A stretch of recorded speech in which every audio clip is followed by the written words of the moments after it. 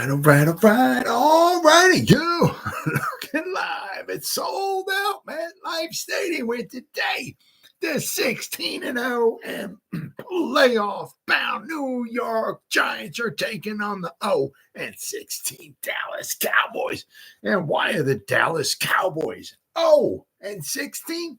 Because they suck.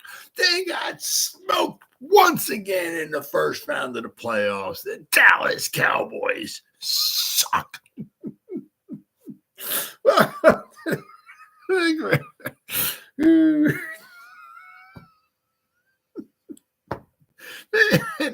It never gets old. Welcome to the Gridiron. Anybody out there at all that's going to spend a little bit of time with me here this evening, I greatly appreciate it. Thank you.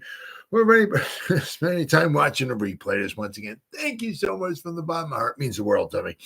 I'm going to try to go about 30 minutes here tonight. Shoot my mouth off for about 30 minutes. Anybody got anything to say, please feel free, fire away.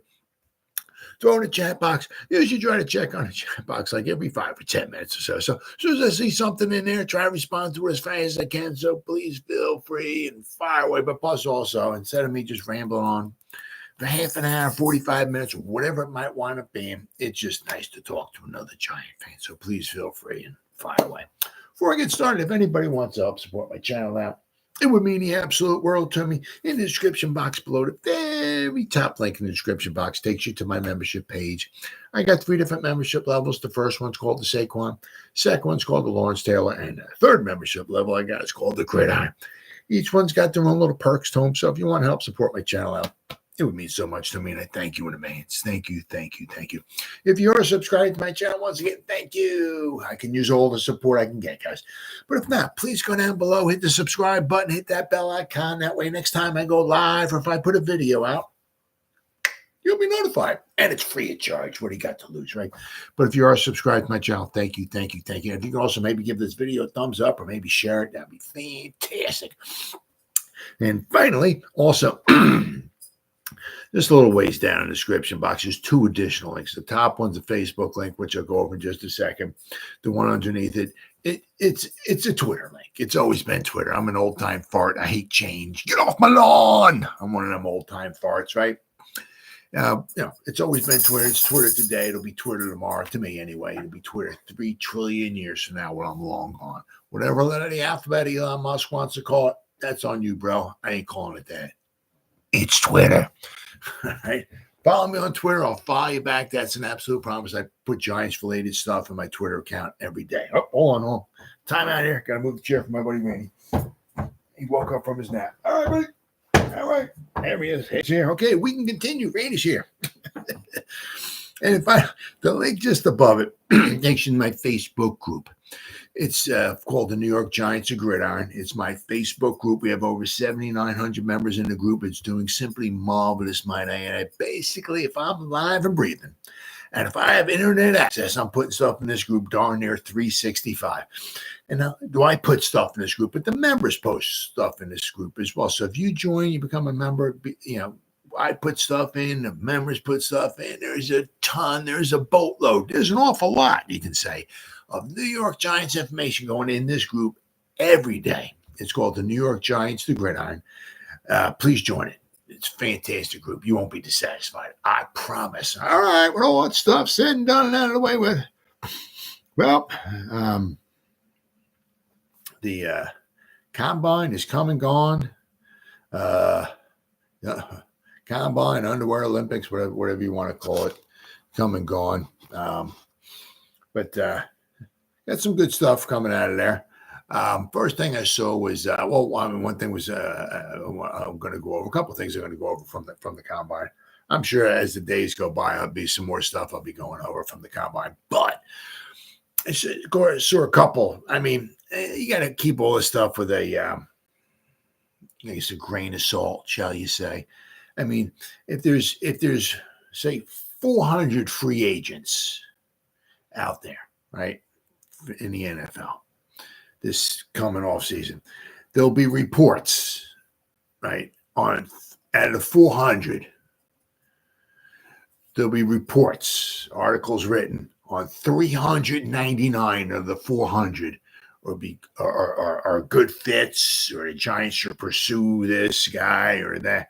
So, I mean, 99.99999% of the free agents out there this season, there'll be reports on that they should become a Giant, or the Giants are targeting them, that the Giants maybe should target them, or this, or they might be a good fit for the Giants, or so-and-so a good fit. I mean, it's take all this stuff with a grain. I mean, the Giants would have 1,387,000 players on their team every year. I mean, if they got all the free agents that they were supposed to target and everything like that. So keep that a little bit of grain of salt. But there's a couple guys that may be catching a little bit of steam, or a little steam rolling on them.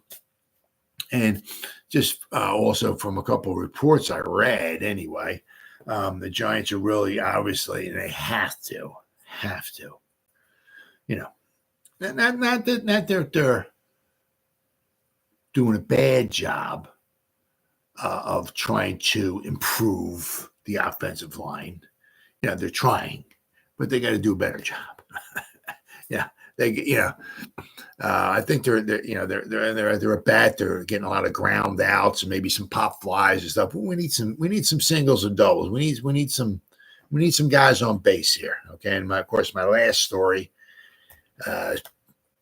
Not a total strikeout, but we got to do better. I mean, you just can't keep bringing in guys. Oh no, he blows. All right, we'll get rid of him. Oh boy, this guy. Oh no, he sucks. Still, we'll get rid of him. I mean, like Paris Campbell. I mean, why did we bring somebody in? Was it like $5 million? It's like, nope, can't use him. Yep. Why did we bring him in? I mean, $5 million. Why? I mean, we got to do a better job. I mean, geez. I mean, come on. $5 million. I mean, that $5 million that we spent on him, basically that was like pretty much what you can kind of say, like a lot of the restructuring he had to kind of do and stuff, whatever, just to maybe have enough money at the end of the season, just to make it through the season, because all the injured guys we had. Right? I mean, $5 million, it's a nice chunk of change. We got to do a better job of, bringing guys in and putting them to use. I mean, of course, I realize all the free agents you bring in. Of course, every team doesn't hit home runs and everybody, but you got to do a better job. Better job. I mean, some of these were really, really bad. But I said I saw a couple of reports here. Hold on, I got to find them. I got 332,000 tabs open up here. All right, so I got one of them here is Danielle Hunter. I mean, because the two of them, obviously, because we got these holes at the guard. We don't know who our guards are going to be, right? What from here, another thing I heard was from Patricia Trainer, who does Locked On Giants. She does a very good job. She dumbs everything down, so a moron like me, I can understand it. Because sometimes you listen to some of these guys and they're just like, I mean, they're obviously their NFL, their knowledge at all is very, very, very, very impressive. But sometimes it's like, I listen to them, I was like, what? I mean, like they, but Patty Trainee does a very good job. But one of the things she was saying, kind of what she was hearing, because she could, that's why I listen to her. And like Big Blue Kickoff Live, because they work for the Giants. They're there. They've seen every practice and all that stuff. But I mean, Patty Trainee, she covers the Giants. So she's in the locker room and she talks to guys and all that. And she has sources. She hears things and whatnot. And one of the things she was hearing was that also, like Carmen Brasillo, our new offensive line coach, it's very imperative. Okay.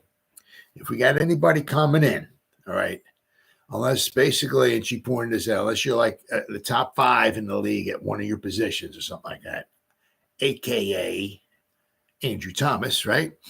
Everybody else, you better be prepared to play multiple positions. So, I mean, I'm sure they're going to give, I guess, Evan Neal another crack at maybe tackle or whatever. But, once again, I said, if you're at maybe the top 5 in the league, like Andrew Thomas, well, Evan Neal is like bottom 5. Okay. So he better get his roller skates on, because he'll be here at tackle, then he'll be skating on over to guard. Maybe, I don't know if he'll be going to the other guard or not, but he's going to be going up and down the line. He's going to be at least in a couple positions. Got to get some flexibility in that. It's very, very important to him. And hey, man, I'm fine with that. The one thing that you'd like to see, though, okay, and it was kind of like what you saw, like, kind of like last year, like in the preseason. They never really settled on like a starting 5. It wasn't like, okay, get these guys in here, let's start them working together. The offense, basically the starting offense, for the most part. I mean, it had that one drive against the Panthers, and that was kind of like it and everything. And it's like, in one respect, you can kind of see, because you want the guys, maybe the backups, and in a way, maybe it worked out good because of all the injuries we had. A lot of those backups or whatever played a lot of snaps in the preseason, because we didn't get much as far as the first stringers in there. Now, of course, then there's 2 theories of thought on that one, because all the beat writers and everything like that. If Evan Neal, Andrew Thomas, John Michael Smith, somebody gets injured in preseason, the first thing that's going to come out, what ain't the preseason again? What, are you stupid? It's like it's really comical, because you can't win if you don't put him in there, right, to protect against maybe getting injured, right? Then they complain that they don't have enough experience going in there. But if you put them in there for some snaps, a bunch of snaps and all, to get some continuity going, all of that, and one guy gets injured, the beat writers say, what, are you stupid? This is just a preseason. What are they in there for? So basically you're in a no-win situation. But certainly would like to see him get, some more snaps than what they had in preseason. Get a little continuity going at it. And also maybe if they can get the starting 5, kind of somewhat figure it out and get those guys in there, But at least with Carmen Brasillo, he's going to come in. I'm sure he's going to do a better job than Johnson did. I couldn't see how anybody could do a worse job than Johnson did. But if anybody comes in, they better learn to play multiple positions. But this one's kind of picking up some steam here. You got Jonah Jackson. All right. He's a guard. All right. Says, why Jonah makes some sense. This is from Big Blue View. Well, to start with, he plays left guard, and the Giants don't currently have a starter at that spot. Justin Pugh, Ben Bredeson, and Shane Lemieux are all free agents. Shane Lemieux ain't coming back. Justin Pugh, you can get him on the cheap, right? Good veteran presence. You're not going to get some phenomenal play out of him, but he's a good veteran presence on the cheap. Ben Bredeson, hey, I wouldn't mind bringing him back. He can play multiple spots as well too. But and of course, I got Glowinski too. I'm going to go over him, but I'm saying we got like Glowinski, right? Lemieux, Bredeson, and Pugh, right? They're all like kind of gone. We got Azudu and McKeithen, and they were either been injured or they haven't showed enough, right? But Jackson's a 27-year-old. I tell you, he's had 4 very good, solid seasons with the Lions. He has started all 57 regular season games he has played in for the Lions. He's only 27, right? He has played almost exclusively at left guard for the Lions since being selected in the 3rd round of the 2020 NFL Draft. Now, once again, you take a guard in the 3rd round. He's not a rotational piece. Well, maybe he'll be some good depth. No, he's a starter. That's what you have visions of, a guard in the 3rd round. You see the guy as a starter. Let's see. But he's also had a handful of snaps at center and right guard. So he's played all interior offensive line, which is huge. It says here, in a look at the Lions free agents, The Athletic said, as a Pro Bowl in 2021, Jackson has been a mainstay on one of the best offensive lines in football. He's mobile in space, powerful at the line of scrimmage, and a remarkably consistent lineman when healthy. But I mean, we're going to go over. I mean, he's had he's played a bunch of snaps. I mean, he has not missed much time. I can honestly say that. Pro Football Focus ranks Jackson as the number 894 free agent and projects a 3-year, $30 million deal, $10 million a season for a very good, not a phenomenal. He's not phenomenal, right? But a very good, solid, young guard, right? You sign him saying you do the Glowinski kind of thing, right? 3-year deal. We can get out after 2 if something were to go wrong. Let's hope it doesn't. But, you know, he's a young guy, and you can certainly build with him. That's for damn sure. Jackson is a force in space in the run game, right? He climbs to the second level well once he gets ahead of steam and adjusts laterally to playing his heavy hands into the chests of defenders with balanced feet. Jackson has continued to struggle in pass protection, which is a bit surprising given his athletic ability. He can be slow out of his stance and or flat-footed at times, which causes him to lose early on in reps. Well, maybe that's something Priscilla can work with him at. Right? A lot of these things, you know, some things, you know, like you can work at. A lot of things you can work at. Right? Some things, you know, you can't. I mean, if you got to get stronger at the point of attack, you got to work, you know, but some things you just can't, you know. But some of these things certainly are very, very, very doable. Let's see, SB Nation's pride of Detroit on Jackson. Excellent run blocker, really good person and a hard worker, but tended to be a liability as a pass blocker, particularly against strong competition. Injuries are also a minor concern. All right, well, let's see.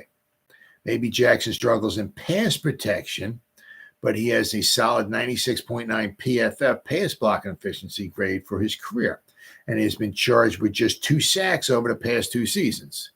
Andrew Thomas has a 97.1 pass blocking efficiency score in 2023. Right? So his pass blocking efficiency is just a little bit worse than Andrew Thomas's was. But let's see where. There he is. Here's Jonah. All right, now, you know, since he came in the league in 2020, I mean, in 2020, he played 1,006 snaps. 2021, 1,037. The past 2 seasons, let's see, 2022, he played 858 snaps. His past season, 881 snaps. Now, let's say he played he missed like some time in the middle of the season. He played weeks 1, 2, 3, 4, and 5. Then he's 6, 7, 8, and 9. And then 11 and 12. So he missed, and maybe one of those might have been a bye week. So he might have missed like maybe about 4 or 5 games in there for the Lions this past season. And then let's see, 2022. Let's see what do we got here. He must have missed some time here as well, too. He missed weeks like 2, 3, and 4. And then like maybe week 6. So he missed like another 4 games. So in the past 2 seasons, looks like he's missed like 8, 9, maybe 10 games the past 2 seasons. The first 2 seasons, it looks like he's pretty much played all of the all the games, first 2 seasons. Past couple of seasons, all right. This past season, let's see here. Where we at here? 2023. Past season. Now, once again, you know, some of this could be, you know, after he came back from his injuries, looks like he had a bad game here or there. He did have a couple bad pass blocking games against Dallas when the Lions played in Dallas. The game the Lions should have won, but the refs blew it. It was scripted. The refs basically had to make sure that Cowboys won, and they did so. But against Dallas, his pass block grade was a 19.9. Then in the wild card game against the Rams, 26.2. So he has had some struggles in the pass game a little bit. His run blocking grade is very, very good. In 2022, his run blocking grade was a 70.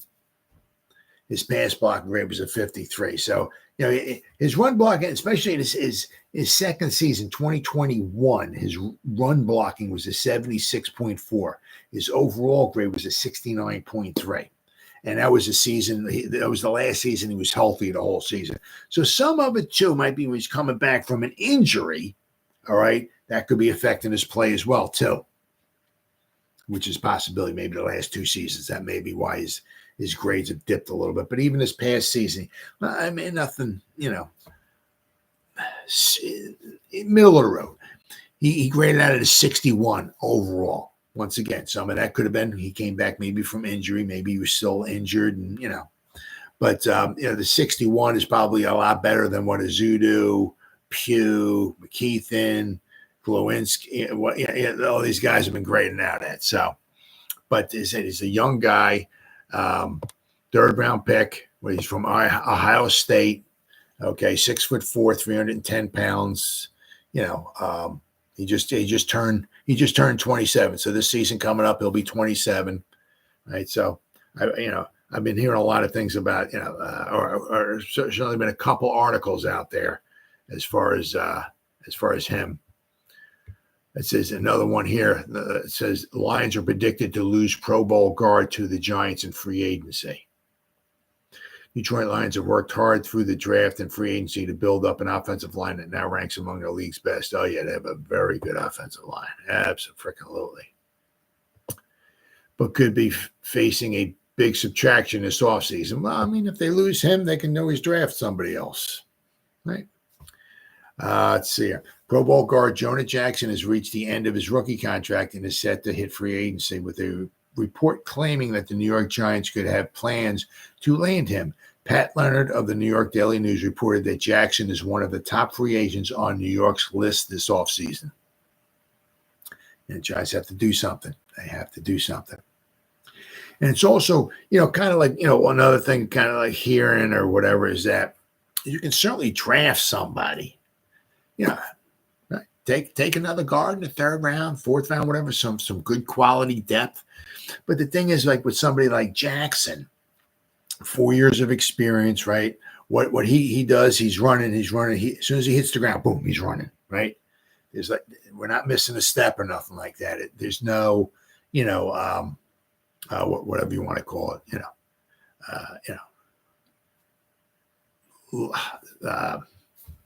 I don't want to say the layover, but I mean, he's coming from college. He's not a lot, coming out of college. He's going to learn some stuff and all that. And it might take him a little bit of time, a few games or so, half a season or whatever. He start getting his feet, get acclimated to the NFL game or anything like that. Now with Jackson, right? You put him in there, you give him the schemes that we're running and all that stuff and everything, and obviously you got to get time to, especially if he's a left guard, he's got to, get used to, working with Andrew Thomas and all of that and everything. But, if you got a veteran in there, you can hit the ground running, as they say, with him. I mean, it might take a guard, a rookie guard. It might take him a little bit of time to, get as once again, maybe get acclimated more to the NFL game. But I mean, with Jackson, I mean, he's played 4 seasons. There's not, a lot of guys that maybe he hasn't seen, right? He's gone up against Aaron Donald, and he's gone up against other guys, and so he's probably gone up against Sexy Dexy and stuff like that, right? So he's very familiar with a lot of these guys. He's played 57 games. That's a lot of guys he's gone up against, right? So as I said, once again, you plug him in there, right? And you can hit the ground running. As I said, you can certainly, you grab him for maybe 3 years, get out after 2, need be. But as I said, the Giants, without question. Oh, I'm sorry, buddy. I'm sorry. I'm sorry, pal.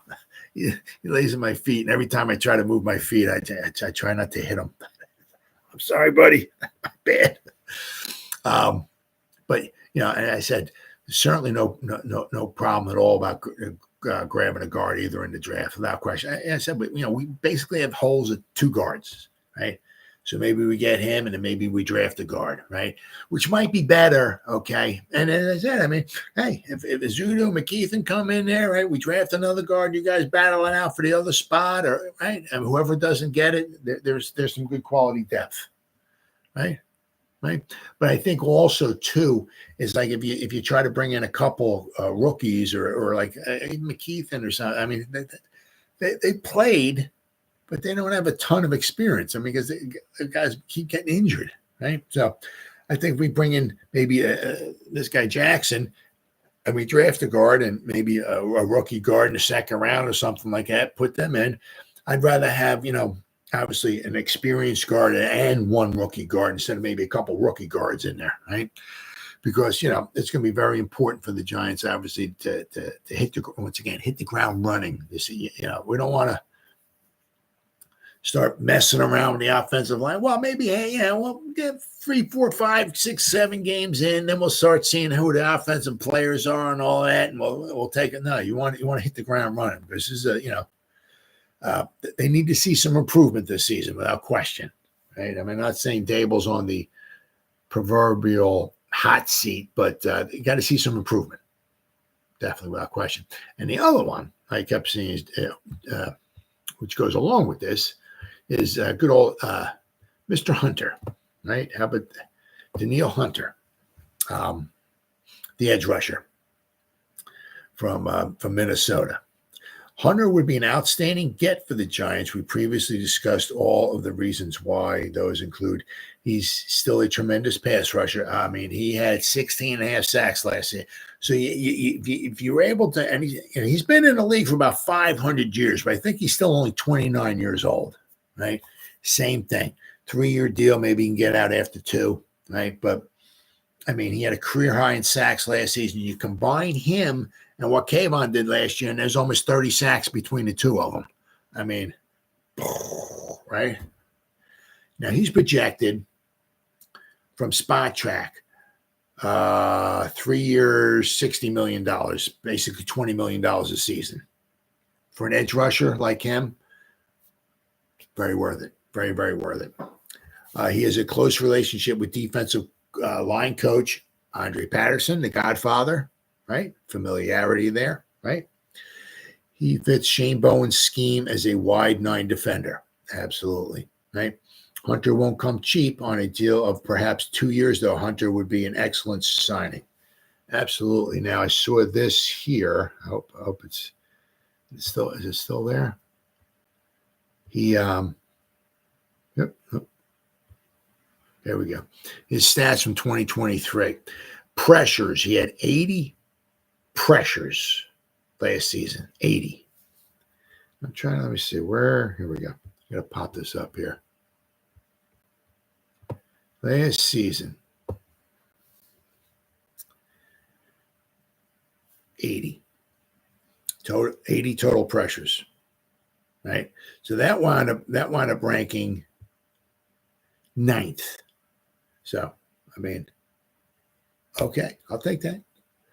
Sacks, 16 and a half. He was 5th in the NFL with 16 and a half sacks. As I said, take his 16 and a half, and I think Kayvon had 12 and a half. Right, we got 29. I'll take that. I'll take that any day of the week. Almost 30 sacks between your edge rushers. Yes. Yes. Tackles for loss. 23 tackles for loss. He was tied for 1st. Forced fumbles, 4, tied for 3rd. Very, very, very important. Turnovers. Stops, he had 50. He was 3rd with 50 stops. Let's see, what do we got here? He graded out at 78 overall, defensive wise. I mean, his pass rush, he was a 79.1. Even if they dropped him in coverage, his coverage grade was a 75. If anything, it looks like maybe his run defense is a little, but I mean, but this last season wasn't too good. But the year before that, this past season, he graded out a 78. 2022, he graded out an 87. 2021, 80.8. 2019, he was an 89. He's been with Minnesota for his whole career. 1, 2, 3, 4, 5, 6, 7, 8 years, right? He's been since 2015. He didn't play in 2020. All right. But, as I said, I think did he just turn 29? Okay, he's 29. He'll turn 30 on October 29th. So he'll turn 30. But I'm saying, but it's like, he's played a bunch of snaps. Okay. But I said the most sacks he had in his career came last season. So doesn't mean he'll be 30. So I'm not saying he's still projecting going up. Right. But I think he might be leveling off, but it may not be so much on a decline. Okay. So, I mean, if you can get somebody like him for like $20 million is here. I mean, I think if you could get Jackson and him, right? And the nice thing about that, right? You get him on the 3-year deal, right? You give him the guaranteed money or whatever. But I mean, if you got, say, Hunter for $20 million, say a season, right? Well, I'm saying you give him a signing bonus. So this season his cap hit is whatever, 13.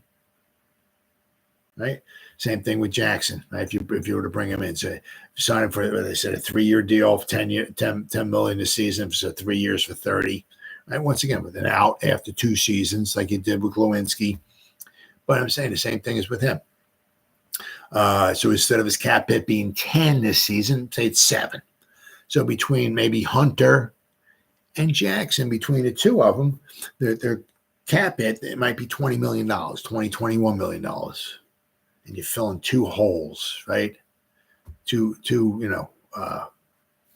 positions of need, big time, right? I said, then you have, you still have Azeez Ojulari. And I said, you can certainly draft another edge rusher, maybe in the 3rd round, 4th round, whatever, get some more depth in there. Same thing with guard, you know what I mean? Draft a guard. I mean, it depends upon, what you think, they're drafting. I'd be shocked if they don't draft an offensive lineman. Be interesting to see what they do wind up drafting. They're going to draft a tackle. They're going to draft a guard. Interesting to see, but they have to draft. They have to draft an offensive lineman. But I'm saying, but these 2 guys, be very, very impressive. I said, and they were saying Jackson was a Pro Bowler. So, he's not the greatest guard out there, but he's very, very serviceable. And the way Brasillo handles, guys, I'm sure he'll do a very good job. Very, very good job. Without question here. All right. Then the next we got. Mr. McCarthy, J.J. McCarthy gets the feel for the Giants offense. So the Giants, brought him in and had a little bit of talking to him because, the Giants, I'll tell you what, I mean, he's one of the guys that's kind of seems like he's kind of climbing up the board a little bit. Now I'm not sure if he's going to, somebody's going to take him or the Giants are going to take him at 6. But I mean, just the way he seems like his stock seems to be rising. I'd be shocked if he gets past like number 13. Because there's four quarterback needy teams after the Giants. So I'd be shocked if he gets past all those 4. So could be pick 6. Could be quarterback for pick 6 once again. So we'll have to wait and see. But let's see. This is from Giants Wire, despite general manager Joe Schoen insisting that Daniel Jones is the team's starting quarterback when healthy, it seems everyone expects the Giants to still draft a quarterback this year. Granted, they need a backup given Jones's injury history, but do they really need to target someone like Caleb Williams or someone like J.J. McCarthy, a potentially better option? Well, I'll tell you what, man. I mean, once again, this is just stuff you hear, and I see this stuff and all. But I'll tell you what, man. I mean, this freaking dude Williams. I mean, I don't know who he thinks he is, man. But I mean, he's really setting himself up for failure. Let me tell you what. I mean, because I think it's him and his father. They don't have an agent. They were trying to this. I hear like. He wants like part ownership maybe in a team. I mean, it's like, who dude, have you completed a pass in the NFL yet? I mean, are you kidding me? Somehow, I think his father, something I saw his father was asking, and they had because they don't have an agent, but I think they were interviewing or talking to some agents or something like that, and they were kind of talking about like, how can they possibly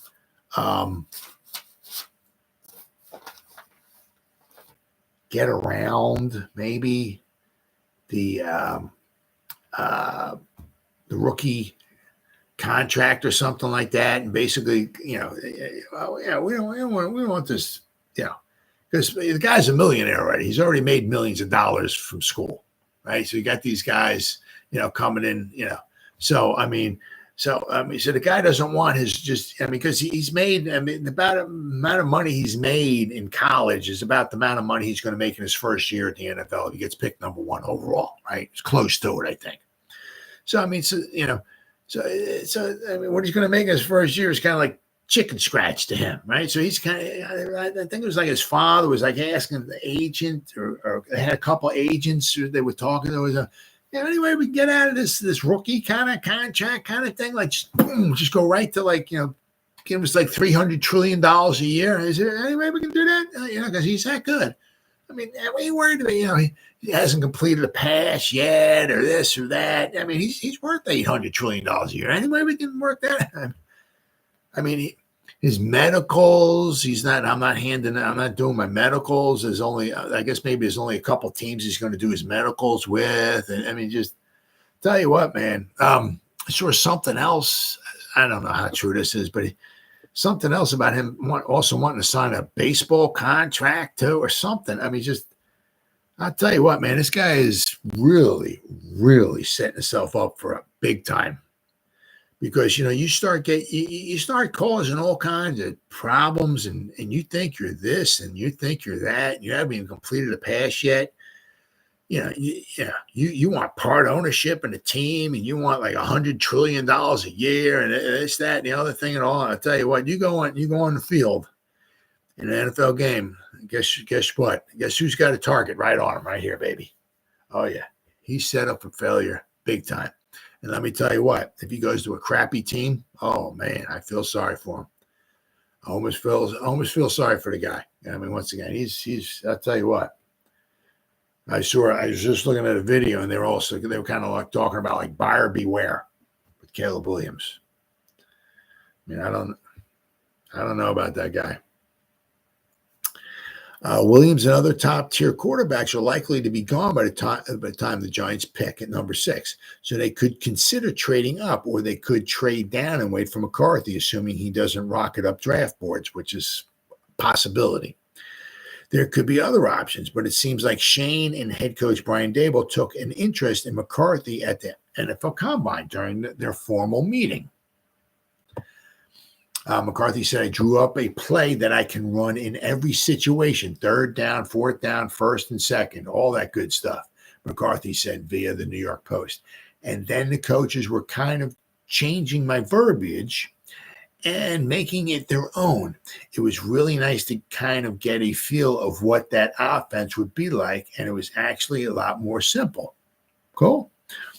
McCarthy says all of the right things and presents himself in a professional yet approachable manner. Unlike Caleb Williams, right? He's the exact opposite, okay, of Caleb Williams.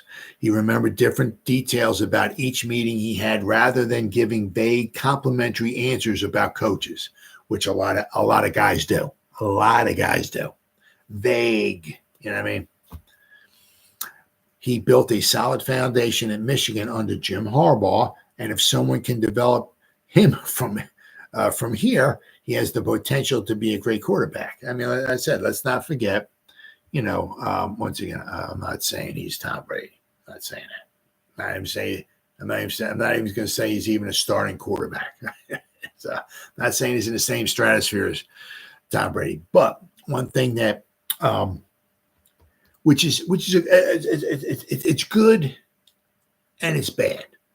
I'll get to that in just a second. But one thing that Bill Belichick said, when it came time, they were taking Brady or going to get ready to maybe take Brady in the 6th round and all this stuff and everything. One thing Belichick said, he just wins. They put him in the game, and they're behind. He pull him out, and they win. They put him in the. I mean, he was battling.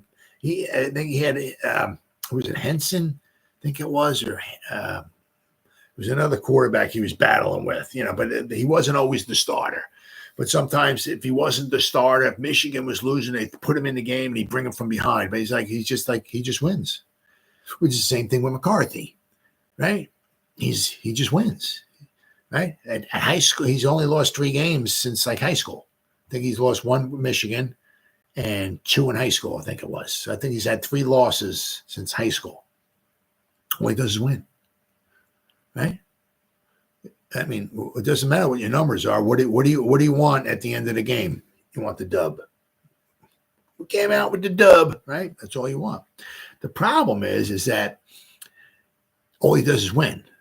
And that's not happening in the NFL. He's not walking in there, and the Giants aren't going 16-1. They're not going 16-1 the next 312 years in a row. Not happening, right? He's going to have some adversity.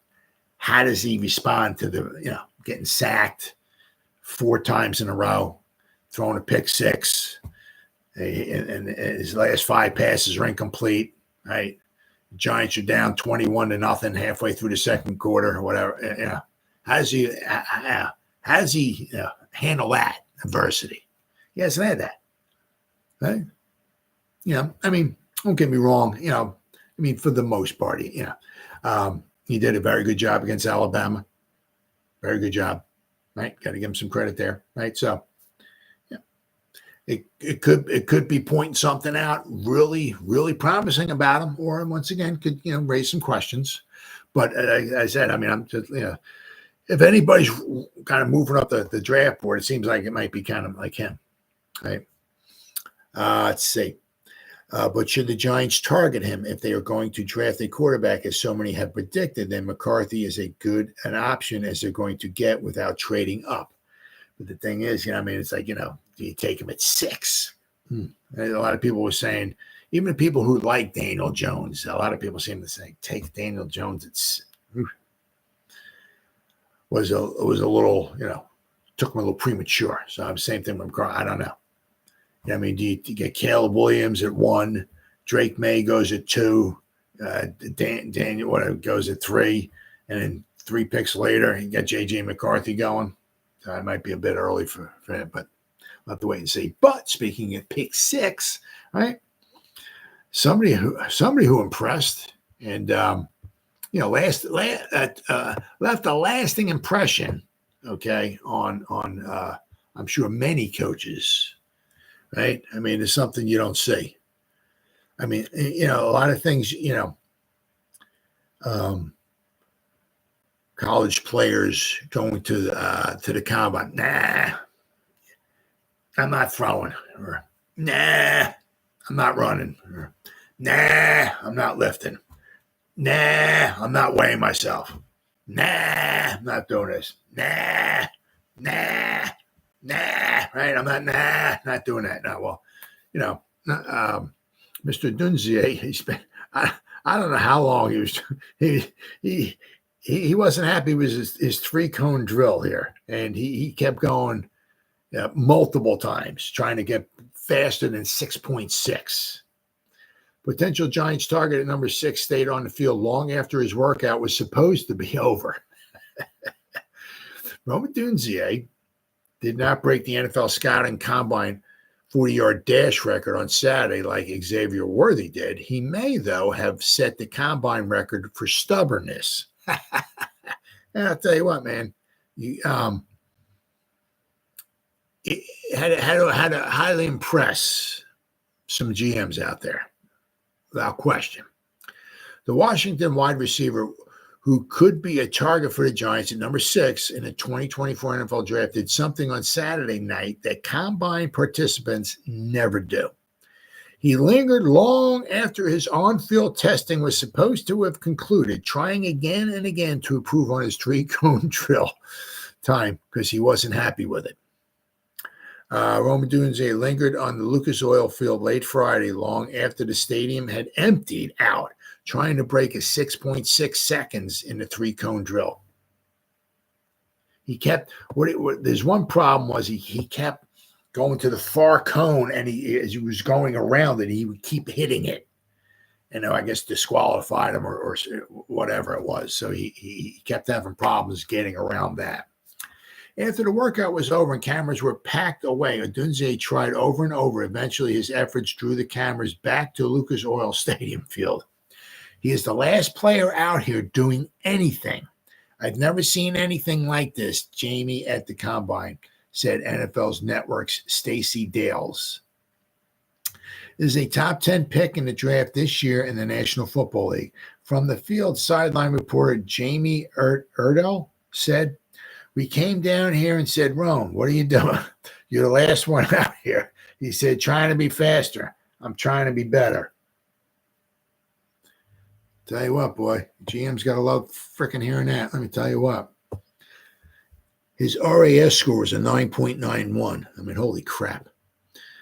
I was already a big Odunze fan. This certainly doesn't hurt my impression on the young man. I want to be one of the best to ever play the game and end up in the Hall of Fame, Odunze had said during his media session on Friday.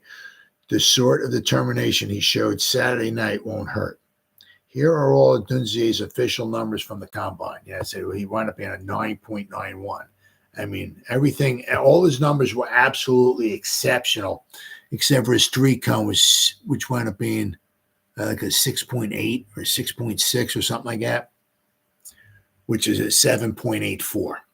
So, and then his broad jump was 10.4, which was a 7.86. But everything else, all his other stuff was exceptional.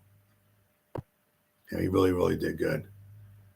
Rome Odunze is a wide receiver prospect at the 2024 draft. He scored an unofficial 9.91 RAS out of a possible 10. This ranked 29th out of 3,090 wide receivers from 1987 to 2024. So in the past 38 years, his RAS score was a 29, right? So he's 29th out of 3,090. So he's in the top 1%. His RAS score. Very impressive. And the one nice thing that you like to hear about is he wasn't happy with his score. Just trying to do better. Trying to do better. And I heard when I saw one of the videos I saw, I think it was it might have been his 5th attempt he was on, and they showed him he was doing it, and he went to the far cone once again, and he hit it. And he's like, so I don't know what happened. I don't know if he now of course, because he kept trying to do it over and over, that wasn't changing his original score. His original score was, I guess, it is what it is, but he wasn't happy with it. So he was out there trying to get better and better and better. So, but I mean, I'll tell you what, I'm sure that impressed some GMs out there. I mean, the one thing is that you look at, he's only going to last so long. I mean, I'm sure if he gets past number 6 or 7, I'd be rather shocked. So it's not like the Kansas City Chiefs are going to have a shot at him, or the 49ers are going to have a shot at him or something. That's not happening. He'll be long gone by then, unless they want to trade away the next 13 first-round picks to go and get him. But it's very, very impressive. I mean, it's nice to see, because you get guys, once you get guys like these spoiled little jackwagons, okay, that Caleb Williams is, he's all spoiled and everything, hasn't completed a pass, hasn't put on an NFL jockstrap yet. He wants $800 trillion. He wants part ownership in the team. I'm not sure if it's him or if it's his father or if it's a combination of the two. He wants $300 trillion a year. I'm not giving you my medicals. I'm not doing this. I'm not doing that. I mean, so you get a spoiled little jackwagon turd like him, okay, and who wants everything basically handed to him, right? And then you got somebody else like him, Odunze, out there, just basically it's just something simple, The 3-cone Joe. Nah, man, I'm not happy with that. Let's do this. Let's do this again, baby. Let's do it again. Give me a minute here. Let me catch my breath, and we'll try this again. So, yeah, that's very, very impressive. You like to see that because you know what you're going to be getting with the Odunze. Lord knows what you're getting with Caleb Williams. As I said, I feel sorry whoever winds up drafting that guy. He's just setting himself up big time for failure. Big time.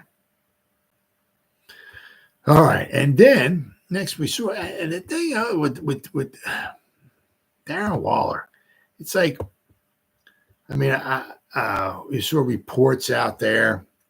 I saw some reports, and I reported. I'm not sure if it was my last video I did or 2 videos ago, whatever it was, but he was apparently like talking about retire or was contemplating retiring. I was thinking about retiring, but it seemed like the report I was reading was like he was contemplating it, but I'm coming back, baby.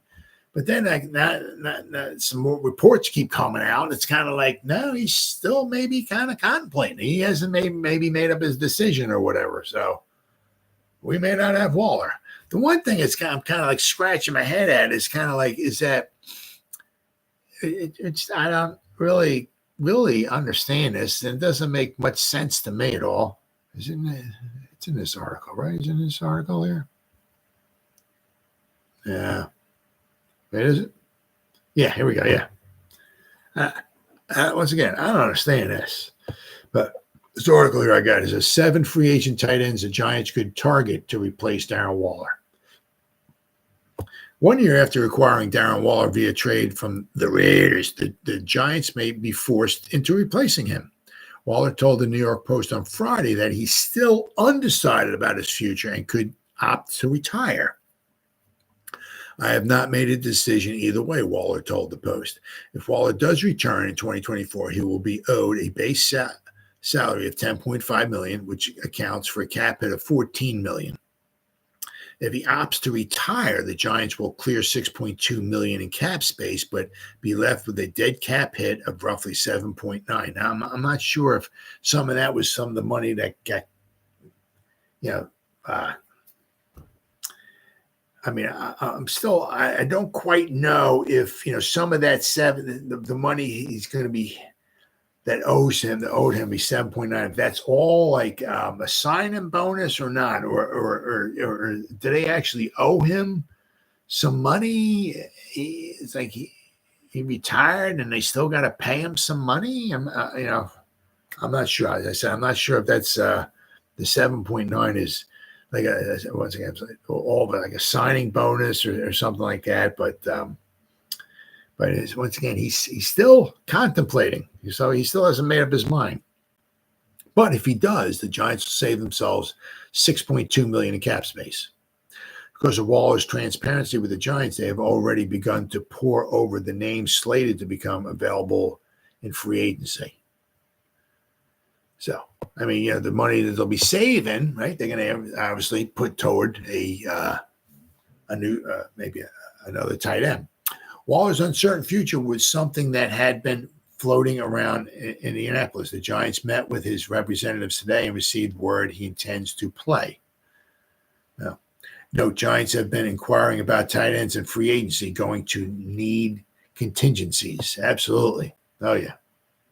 All right, well, Waller's future uncertain, and they need a tight end position beyond just 2024, which is true. Right? Here's a look at 7 free agent tight ends the Giants could consider. Noah Fant. He's let's see here. It's just 26 years of age, right? And let's not forget, he's the one who played against the Giants. Remember, the Seattle debacle, right? At MetLife Stadium, right? We had the pick six, the 155,000-yard pick six. Right? Daniel Jones eyeing up, getting the ball, eyeing up the one receiver. All right, baby, come on, turn around. Okay, turn around. Okay, I'm looking at you. You're looking at me. I'm looking at you. Right. You ready? I'm checking you out. Here we go. All right. Okay, it's coming. Here we go. It's coming right at you. 342-yard pick six the other way. And then, of course, the Noah Fant one, he caught a ball by the sideline. It was like 50-something yards, something around there. But I think 812 Giants had either a chance to tackle him on the sideline or knock him out of bounds. And I'm not sure. I'm really not sure what happened on that one. That's I don't know what kind of tackling you want to call that, but that's not NFL tackling. That's gutless, pathetic tackling. I mean, he's the one that just ran down the sideline. I'm like, isn't somebody going to tackle the guy or knock him out of bounds? I guess not. No, it's a touchdown. Yeah, no, I guess not. Maybe on the next play, maybe the Giants defense will tackle. Maybe, yeah. I mean, unbelievable. Yeah, but Noah Fant, 26 years old. Hunter Henry, 29 years old. Reliable target and consistent producer. He arguably has the highest floor of any available tight end and would provide the Giants significant experience at the position. Mike Gesicki. Yep. Gesicki is a name we batted around on the Giants wire previously. He's a solid and consistent player with a good side and speed. And hey, he grew up a big Giants fan. Austin Hooper. Hooper was underused in 2023 and saw his production dip to career lows. However, he's still a quality player, 29 years old, and has 2 Pro Bowl appearances under his belt. In the right situation, he could be an impactful player. And I'm sure, without question, Dable can start drawing stuff up for some of these guys, especially if they can stay healthy. Dalton Schultz, get him back in the NFC East, right? He left the Cowboys. He played with the Texans. Although he's not an overly explosive after the catch, Dalton Schultz is a solid route runner and savvy veteran. He's been extremely productive throughout his career, especially in the NFC East. And some could argue he's the best free agent tight end available. And, these guys ain't going to break the bank either. These guys aren't going to cost you $20 million a season either. Especially once again, 3-year deal or whatever, get out after 2. But, if you sign him for whatever, I'm just saying $10 million a season, just throwing a number out there, 10 a season, right? Give him maybe a little signing bonus. So his first year hit is maybe say a 6 or 7, right? And that way, if Waller does play, heck, we got Schultz, you got Waller, and Waller's going to miss time. You got Bellinger, Schultz, and Waller. If Waller doesn't play, you're going to have you could draft a tight end. You can bring in another undrafted free agent to battle it out with maybe Cager, right? So you might have Cager or somebody else, but you still have Bellinger and some, one of these other guys you sign. Gerald Everett isn't the explosive target the Giants thought they were getting with Darren Waller, but he's a very reliable security blanket capable of breaking tackles after the catch. He's been good red zone and end zone threat for the Giants, and a check down option for a quarterback playing behind a poor offensive line. And Adam Troutman. Troutman has had a mild career to date in terms of production, but he's still a solid, capable of being molded into something more. He's really a tight end too. But and it says here, but beggars can't be choosy. And that's Joe. But so there's certainly some, without question, there's certainly some decent tight ends out there. You're not getting, there's no Skittle man.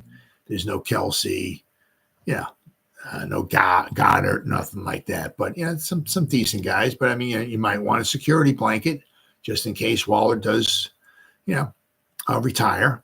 But if he doesn't retire, there's a real good chance he's not going to play all 17 games. He's going to miss some time, right? But, and there's also, once again, a very good chance, that if Waller's considering retiring this season, right, if he does come back, there's a chance he may not be around in 2025, whether he retires or whether the Giants just let him go. Right. So the Giants, sooner or later, if they don't get one this year, next season, they're really, really going to need some decent tight end. But, it is what it is. I'm saying they can certainly draft a tight end next season early on in the early rounds. Right. That way you'd have Bellinger and then you have another, maybe you can get a good, maybe more dynamic tight end in the early rounds next season, but it is what it is. And then finally, good old, and you kind of expected this to kind of happen. Good old Glowinski. Now, one thing you gotta give him a little bit of gotta give him some credit, right? I mean, I'll tell you what, he was not good, not even close. But to be fair, after he got benched, and there was times when he came back in, he improved. I mean, I don't know if that lit a fire under his rear end or something. I'm not sure what, but the beginning, he was horrible. But when he did come back, let me see here. Where are we at here? Where are we at here? Okay, let me do this here. I have Mark Glowinski. There you go. Okay. Let's see, blocking with 2023. Okay, so I mean, the first couple, his first week against Dallas, graded out of 40. His pass blocking was a 1 against the Cowboys. But then, then they sat him down, and then he came back, and he had some good games. I mean, he had some pretty decent games. I mean, against Washington, he graded out of 73. Against the Jets, he graded out of 81. He played 75 snaps against the Jets and that defensive front of it, and he graded out an 81. The last game of the season against the Eagles, he graded out of 66. So he was a little shaky at first, without question. Let's see, he gave up, according to PFF, that's all I'm going by, he gave up 5 sacks in the first 4 games he played. And then the rest of the season, he gave up 1 sack. So 1, 2, 3, 4, 5, 6, 7, 8. According to PFF. I'm not sure. I'm just taking their word for it. Last 9 games he played in, he gave up 1 sack. Very, very impressive. Last 9 games he played in, he gave up, he only gave up, 24 pressures all season. He gave up 1, 2, 3. Against 2, 3. He gave up 9. He gave up 9 pressures in his last 9 games. And 6 of them came against the Eagles in the last game of the season. So, so I tell you what, once they benched him and he came back and they put him back on the field, he did play better. Got to give a lot of credit to that. But it was also, you can kind of see the writing on the wall. Plus, also, it's going to be a nice cap saving for the Giants. So to help with the cap the money they got, they let him go because now they're going to be back out there once again looking for another guard. Okay. Especially maybe somebody a little bit younger. Okay. But as had seemed apparent for months now, the New York Giants are planning to release veteran guard Mark Glowinski. The move will save the Giants, currently shown by over the cap with $32.606 million in according to over the cap right now. As he's 31 in May, he'll be 32. So certainly want to certainly get younger. But of course, once again, I say because over the cap, they got $32.6 million. They'll save themselves $5.682 million against the 2024 cap. So basically, by letting him go, they'll be close to, according to over the cap, they'll be close to almost about $39 million. And there's other moves that they can make as well, too. Glowinski, who turns 32 in May, signed a 3-year, $18.3 million, $11.4 million guaranteed with the Giants before the 2022 season. Now, this brings me to my next point. Once again, we have to be better. With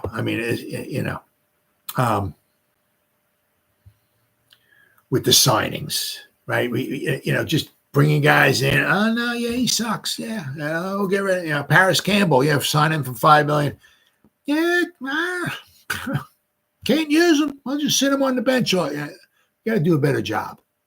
I mean, you put money out there. You better do a better job than what we're doing here. So, if you go out and you bring in somebody, hopefully Carmel Basillo can do a much better job than Johnson did with Glowinski, right? But without question, we have to do a better job at signing these guys. What's going on, buddy?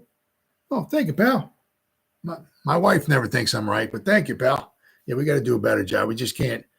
You just can't be just throwing frickin' money at, I mean, as I said, the thing with Campbell, it's like, I was like, why we can't find, was he just like a jet sweep guy?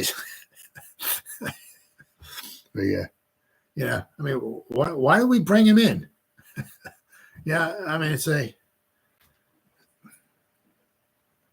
I can see something like when with Golladay, something like that, because we had Golladay. He was on the team. Shane and Dave will come in. Maybe he doesn't fit their schemes. He's not a separating guy. He's a 50-50 ball kind of. So I could see, because he was here when Shane and Dave came in, and they're stuck with him. They can't just get rid of him, right? So I can see, because they didn't bring him in. He was here. And it's like, well, he's not really a fit for us. So we'll bite the bullet for 1 year. We'll let him go. Okay. But I mean, when you bring in somebody like a Paris Campbell, once again, I'm not sure. We had like 1,800 slot guys last season, right? I'm a big Giant fan. Wow. Yeah, 3-4. Where are you going this year? Yeah. Do you have any, now you say you travel, so you go on the road. Let's see, who they playing? Who they playing? The Steelers, the Browns, the Browns, of course, the Cowboys, the Commanders, the Eagles. You go to every year. You go on the road every year, or you see or do you see him play at home at MetLife? Because that's some buckaroos, especially if you're flying all over the place. Seattle. Whoa. There you go. Okay. That's definitely on my bucket list. Carolina, Atlanta. Yeah. Okay. All right. Well, okay. Well, yeah. Carolina, Atlanta. But Seattle's on my bucket list. I definitely want to go out there one of these times. The home of the 12th man. That question. Yeah, I definitely want to go there. Yeah. Okay. All right. The nice thing about that is you can always get tickets. It just depends upon how much you want to spend, but you can get tickets for any game. It doesn't matter if it's sold out or not. You can always get tickets.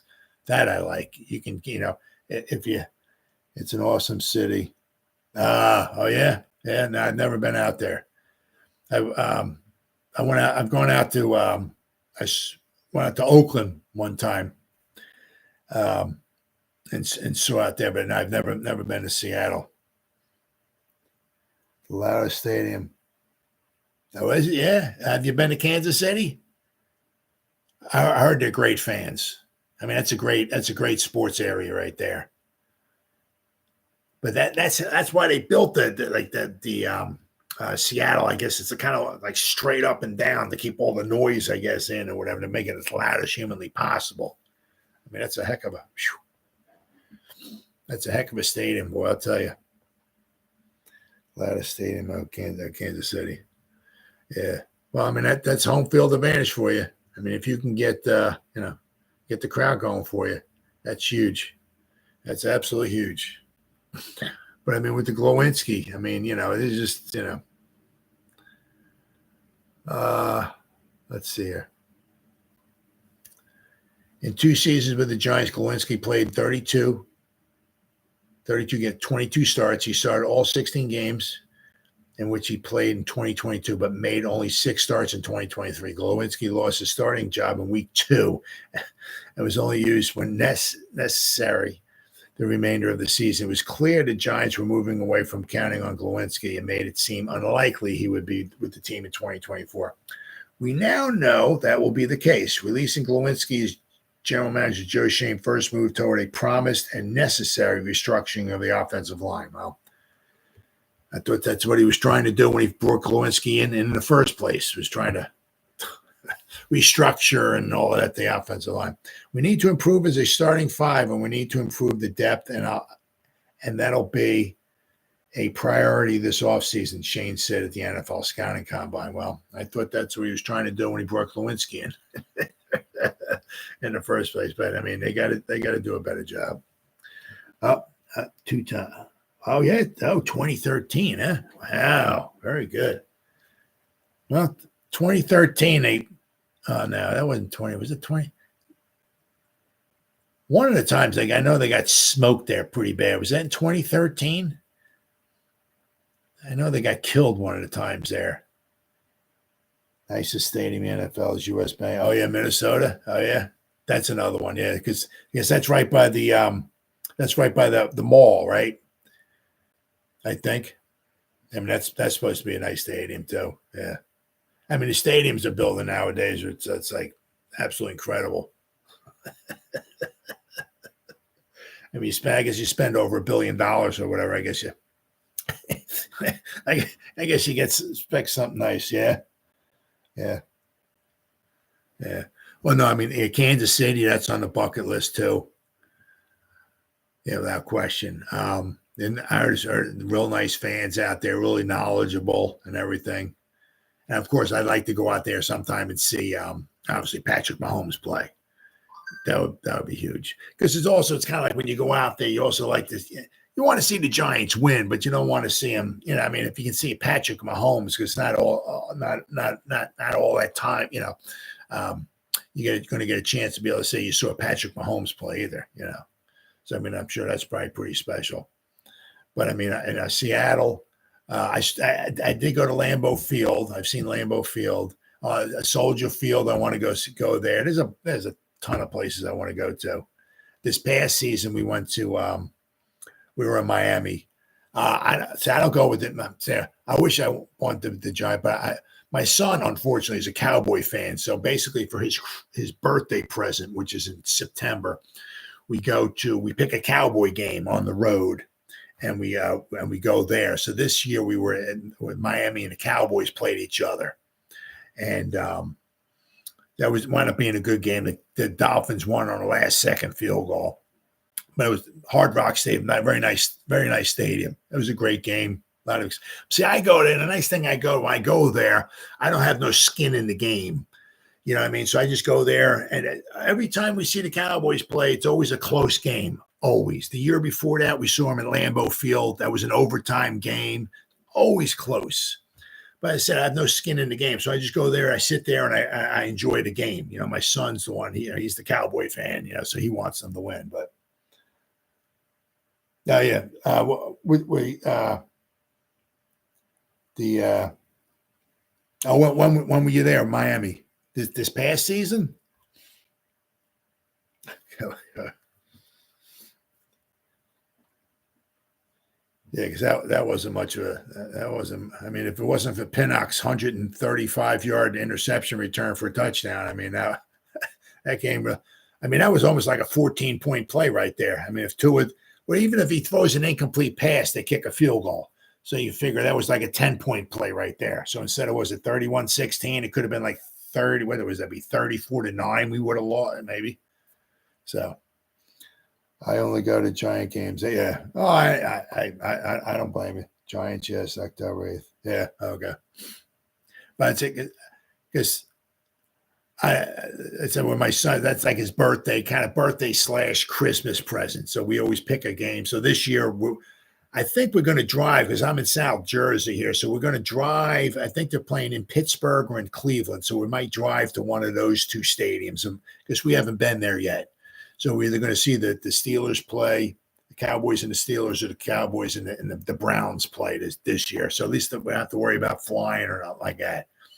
But I said that I enjoy it. I get to spend some time with my son because he don't live with us anymore. So I spent some time with him. I enjoy that. He enjoys the game. I enjoy the game too. But I said if the Cowboys win, okay, man, you know. If the Cowboys lose, okay, you know.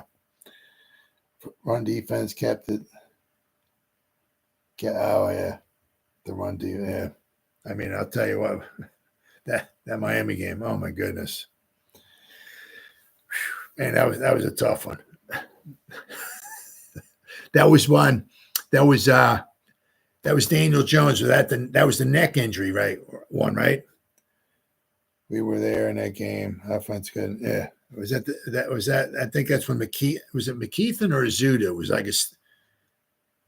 who the heck was it? What was the I can't remember the guy's name for the Dolphins. He ran around McKeithen or Azuda and killed Daniel Jones.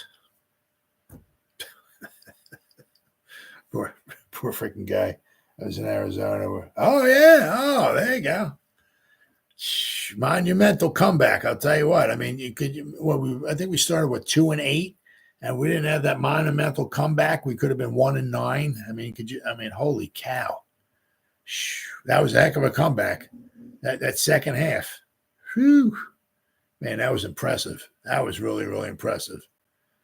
And I'll tell you what, that was a heck of a way to bounce back after the Cowboy game. And I thought after that, I'm like, I wasn't like, oh, we're going to the Super Bowl, but I'm like, all right, okay. That second half, you know what I mean? Well, I forgot what we were down. Was it 20-0 or something like that at halftime or somewhere around there? But I mean, after we had that comeback, I was like, okay, all right, okay, you know, maybe things might. And then, I mean, we get smoked against the 49ers. It was just horrible, absolutely horrible. Yeah, I mean, well, let's hope this season's better, huh? I mean, it can't get much worse. Can't get much worse. Oh, I knew a Cowboy fan that went to Arizona thinking, a backup quarterback too. They didn't even have Kyler Murray in there or nothing.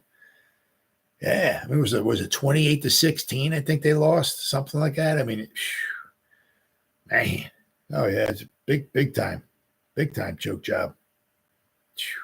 I mean, they did really good at home. I mean, they were killing teams at home, but they went on the road. They were a little bit of a different team on the road. But it's so funny because, I mean, like the playoff game, this when they were playing against the Packers, I mean, they got killed at home. And I always love in the playoffs when the Cowboys lose because they always pan in on Jerry Jones and just see his facial expressions up there in the owner's box. Man, that stuff kills me every year. Every year, just watching his face. Oh, man, I freaking love it. Absolutely love it. Couldn't happen to a nicer guy. I can't stand that guy. Oh, man. All right, buddy. Good talking to you, man. Good talking to you. Hey, I'm on pretty much every night at 10:30. So if you want to stop on by, usually I'm sitting here talking to myself. But if you want to hop on, I'm pretty much every night at 10:30, 10:30 Eastern time. So if you want to hop on, it's good to talk to another Giant fan. All right, brother. Good talking to you, man. Good talking to you, Steve.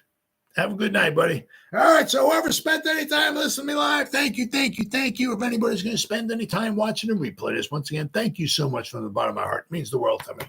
Thank you. As always, you guys stay safe out there and go Giants. Woo! Oh, yeah.